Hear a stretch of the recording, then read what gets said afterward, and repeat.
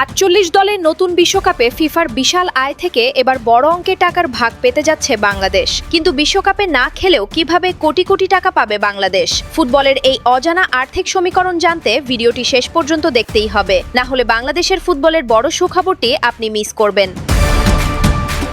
2026 সালের ফুটবল বিশ্বকাপ ইতিহাসের সবচেয়ে বড় আসর হতে যাচ্ছে, যেখানে প্রথমবারের মতো অংশ নেবে 48টি দেশ।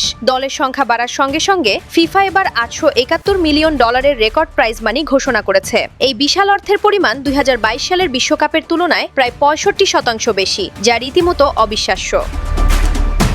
এদিকে সবচেয়ে বড় সুখবর হলো এই বিশাল আর্থিক প্রবাহের সুবিধা পাবে বাংলাদেশও। সাবেক জাতীয় ফুটবলার জুলফিকার মাহমুদ মিন্টু জানান, ফিফার আয়ের একটি বড় অংশ বাংলাদেশ সহ সব সদস্য দেশের ফুটবল উন্নয়নে বণ্টন করা হয়। তাই বিশ্বকাপে না খেললেও টুর্নামেন্ট শেষে বাংলাদেশের ফুটবলের উন্নয়নে বড় অঙ্কের অর্থ বরাদ্দ আসবে। অপরদিকে এবারের বিশ্বকাপে অংশগ্রহণকারী প্রতিটি দল শুরুতেই প্রস্তুতির জন্য $2.5 মিলিয়ন করে পাবে। এরপর গ্রুপ পর্ব থেকে বাদ পড়া দলগুলোও পাবে $10 মিলিয়ন।